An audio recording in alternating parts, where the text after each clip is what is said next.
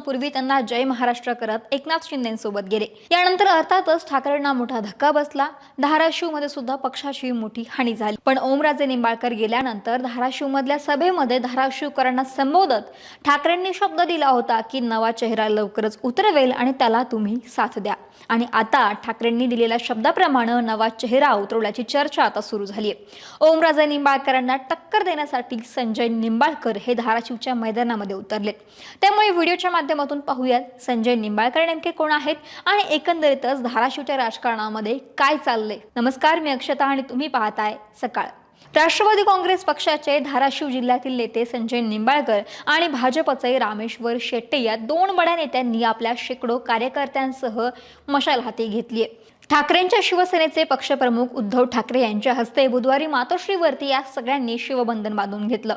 महत्त्वाचं म्हणजे खासदार ओमराजे निंबाळकर यांच्या शिवसेना प्रवेशानंतर गेल्या काही दिवसांपासून धाराशिव जिल्ह्यात ऑपरेशन टायगर 2 ची चर्चा सुरू होती आणि धाराशिव कळमचे आमदार कैलास पाटील यांचं नाव यामध्ये घेतलं जात होतं। कारणही तसंच आहे म्हणा, कारण खासदार ओमराजे निंबाळकर आणि कैलास पाटील यांची घट्ट मैत्री जिल्ह्याच्याच काय तर राज्याच्या राजकारणातही तितकीच फेमस आहे। अशात जिल्ह्याचे पालकमंत्री प्रताप सरनाईक यांनी ऑपरेशन टायगर 2 ची चर्चा आणि त्यात आमदार कैलास पाटील यांचं नाव घेत या विषयाला हवा दिली होती। मात्र कैलास पाटील यांनी ही हवा विरुद्ध दिशेला वळवत संजय निंबाळकर, रामेश्वर शेट्टे यांच्यासह शेकडो राष्ट्रवादी काँग्रेस पक्ष, शरदचंद्र पवार पक्षाचे आणि भाजप कार्यकर्त्यांचा शिवसेनेच्या उद्धव बाळासाहेब ठाकरे पक्षामध्ये पक्षप्रवेश करून घेत खळबळ उडवून दिली आणि धाराशिव जिल्ह्यातील राजकीय वर्तुळात ही महत्त्वाची राजकीय घडामोड मानली जाते।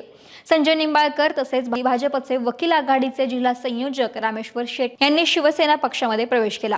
आमदार कैलास पाटील, आमदार प्रवीण स्वामी आणि शिवसेनेचे सहसंपर्क प्रमुख मकरंद राजे निंबाळकर यांची यावेळी प्रमुख उपस्थिती होती।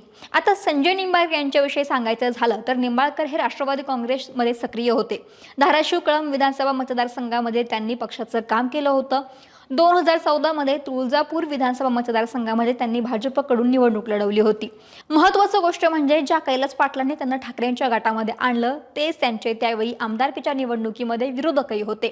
2019 मध्ये कळंब धाराशिवमधून ते राष्ट्रवादीचे उमेदवार होते। मात्र त्यानंतर त्यांनी पक्षाने आपल्याला पुरेशी मदत केली नाही आणि आपल्याला बळीचा पकडा बनवलं असं म्हणत नाराजीही व्यक्त केली होती।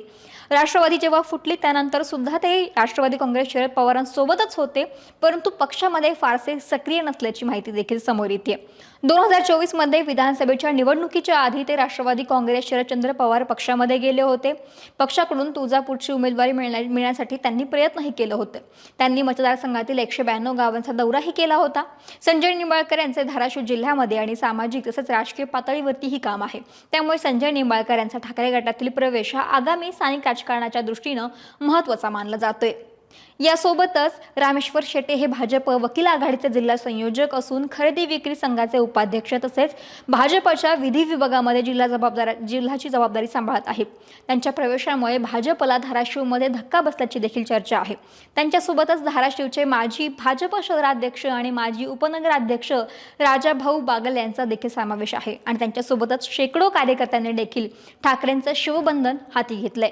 या पक्षप्रवेशामुळे धाराशिव जिल्ह्यातील विविध तालुक्यांमध्ये ठाकरे गटाची संघटनात्मक ताकद वाढण्याची शक्यता आहे।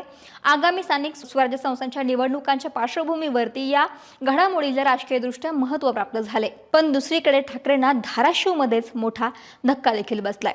म्हणजे एकीकडे गुड न्यूज असताना दुसरीकडे बॅड न्यूज अशी की कळंब नगर परिषदेचे उद्धव ठाकरे गटाचे 8 आणि काँग्रेस पक्षाचा 1 नगरसेवक असे 9 नगरसेवक भाजपमध्ये प्रवेश करणार आहेत। त्यामुळे एकीकडे गुड न्यूज जरी असली तरी दुसरीकडे नगरसेवकांच्या जाण्याची बॅड न्यूज मात्र ठाकरेंना मिळाली आणि त्यामुळे ही बॅड न्यूज ठाकरेंना कुठेतरी पचवावी लागणार आहे। त्यामुळे आता पुढच्या राजकारणामध्ये काय घडतंय हे पाहावं लागेल।